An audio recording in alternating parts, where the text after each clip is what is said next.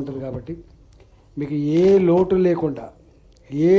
లేకుండా ఎందుకంటే మా మీద సంపూర్ణమైన విశ్వాసంతో ఆశీర్వాదం మీ ద్వారా పొందినాం కాబట్టి ఇది మా కర్తవ్యంగా భావించి రేపు ఇక్కడ శాశ్వతంగా ఈ వరద ముంపు లేకుండా ఉండే దానికోసం ప్లాన్ చేస్తున్నాం. అది అమలు చేస్తామనే విశ్వాసం మాకుంది.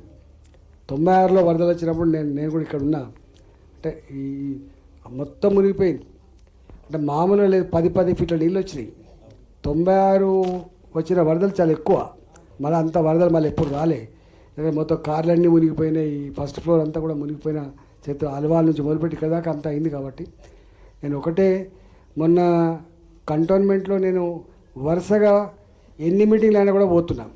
ఎందుకంటే ఏదైనా సమస్య ఉంటే మాలంటోళ్ళం పోయి చెప్తే పరిష్కారం అవుతుందని చెప్పి పోతా ఉన్నాం.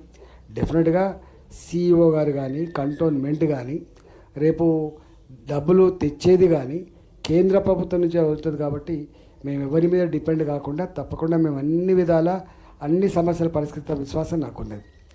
రెండవది, ఇవాళ మొన్న మేము జూబ్లీ బస్ స్టాండ్ నుంచి వెళ్ళి షామీర్పేటకు ఒక ఫ్లైఓవర్ పోతుంది. మీకు తెలుసు ఫ్లైఓవర్ పోతుంది.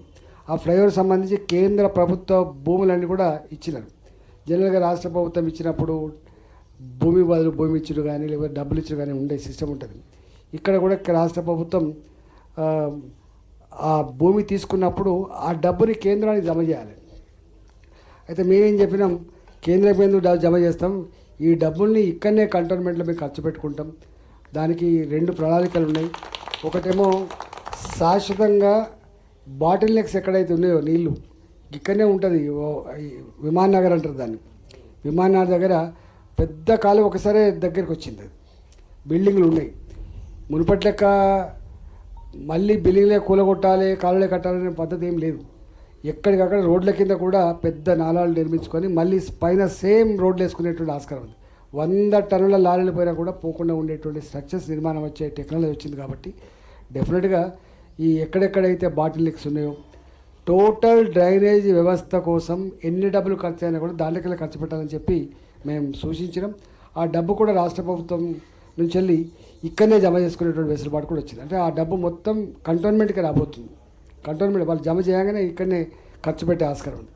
రెండవది, ఇంత పెద్ద పాష్ కాలనీలలో కూడా మీకు తెలిసి బస్తీలు ఉన్నాయి. ఇక్కడ బస్తీలు అంటే మరీ దారుణంగా ఉంటాయి. బస్తీలలో కొన్ని పాత ఇళ్ళు చూస్తే మనకే బాధ అనిపిస్తుంది. అంటే గింత గొప్ప కాలనీలు ఉండే ఈ పక్కకే మన ఇళ్ళల్లో పనిచేసేటోళ్ళు, మన కూరగాయలు అమ్మేటోళ్ళు, మనకు పనులు అమ్మేటోళ్ళు, వాళ్ళు ఉండే నివాస ఇళ్ళని చూస్తే చాలా బాధిస్తుంది. అంటే మనుషులే నాకు ఇట్లా ఉంటున్నారంటే వాళ్ళకు కూడా ఇక్కడ ఈ కంటోన్మెంట్ ఏరియాలో పెద్ద ఎత్తున డబుల్ బెడ్రూమ్లు నిర్మించే దానికోసం కూడా ఈ డబ్బులు ఖర్చు పెట్టాలని చెప్పి మేము భావించడం.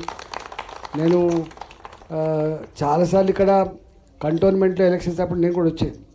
దాని పేరుకి ఎయిర్పోర్ట్ పక్కన ఉంటుంది రసూల్పుర దగ్గర. ఇక్కడ ఒక దాని పేరు బాలంరాయ్ కాదు, దాని కాలనీ అంటారు. బంగ్లా కాలనీ ఏదో బంగ్లాదేశ్.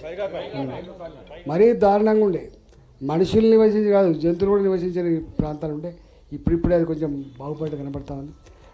ఒక్కటే మీ అందరికీ చేసే రిక్వెస్ట్ ఏంటంటే, మేము కొత్తగా మీకు ఎంపిక రావచ్చు, కానీ మేము పాత వాళ్ళం. మేము 20-25 ఏళ్ళు రాజకీయాల్లో ఉన్నాం.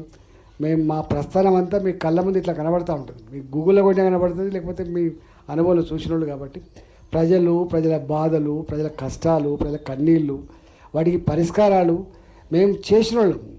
మేము అనేకసార్లు ఎమ్మెల్యేగా ఉన్నాం. రాష్ట్రం రాగానే తొలి ఆర్థిక మంత్రి నేనే ఉన్నా. కాబట్టి డబ్బుల కాడ అప్పుడు గొప్పగా బతికిన వాళ్ళకి ఇదే లెక్క. ఆర్థిక మంత్రి అంటే దేనికి అడ్డం లేకుండా ఏదంటే అది 100 కోట్ల రూపాయలు శాంక్షన్ ఇచ్చిన స్థాయి నుంచి వెళ్ళి ఇవాళ ఎంపీ అయినా. కాబట్టి కేంద్రంలో డెఫినెట్గా మొత్తం చేయకపోయినా కంటోన్మెంట్ మాత్రం చేయగలిగే స్థాయి ఉంది మొత్తం. ఎందుకంటే రాష్ట్ర ప్రభుత్వం దగ్గర డబ్బులు లేవు, దరఖాస్తులు ఇచ్చి దండం పెట్టు తప్ప అక్కడ ఏం లేదు. మీరు రోజు పేపర్లు చూస్తున్నారు. చేసిన పనులకే బిల్లులు ఇచ్చే పైసలు లేవు. ఇవాళ గవర్నమెంట్లో ఏదైనా టెండర్ పెడితే కాంట్రాక్టర్ వచ్చే పరిస్థితి లేదు. ఈ పైసలు ఎప్పుడు వస్తాయని చెప్పి జీతాల చక్కగా ఇచ్చే పరిస్థితి లేదు. కాబట్టి ఈ కంటోన్మెంట్ మాత్రం అదృష్టం. డెఫినెట్గా మీ సమస్యల పరిష్కారంలో మా వంతు ప్రయత్నం చేస్తామని చెప్పి మనవి చేస్తూ, నేను ఆనాడు ఒక మాట ఇచ్చినాం మీకు. మా ఎంపీ ఎవరంటే గీన పలానా మా ఎంపీ అని చెప్పుకునేటువంటి గర్వంగా చెప్పుకునే స్థాయి కూడా రావాలి. మీకు పిలిస్తే పలికే వాళ్ళే కొంటామని చెప్పినాం. మేము మాకు ఇంకో వ్యాపకం లేదు. జనరల్గా ఎమ్మెల్యేలన్నా ఎంపీలన్నా రకరకాల వ్యాపకాలు ఉన్నాయి. మాకు ఒకటే వ్యాపకం, ప్రజల మధ్యలో ఉండడమే మా వ్యాపకం, మా అలవాటు. ఏదైనా సమస్యకు పరిష్కారం చెప్పడమే మాకు కర్తవ్యం ఉంటుంది. కాబట్టి మాకు ఈ ఈ వీళ్ళు ఓట్లు వేసిండ్రు, వీళ్ళు ఓట్లు వేయలేదు, ఈ కాలనీ మాది, ఈ కాలనీ మాది కాదు, ఈ వర్గం కోసమో కులం కోసమో కాదు, అందరినీ కడపలో పెట్టుకొని అన్ని వర్గాల ప్రజల సమస్యల పరిష్కారమే, అన్ని ప్రాంతాల సమగ్ర అభివృద్ధి మా ఎజెండాగా ఉంటుంది. కాబట్టి డెఫినెట్గా ఆ ఆచరణ మీకు కనపడుతుందని చెప్పి మనవి చేస్తున్నాం. చివరిగా నో అనేది మా డిక్షనరీ లేదు, నాట్ పాసిబుల్ అనేది మా డిక్షనరీ లేదు. Everything is possible through commitment and conviction. కాబట్టి డెఫినెట్గా మీ ఎక్స్పెక్టేషన్ తగ్గట్టుగా మా పని విధానం ఉంటుందని చెప్పి మనవి చేస్తున్నాం.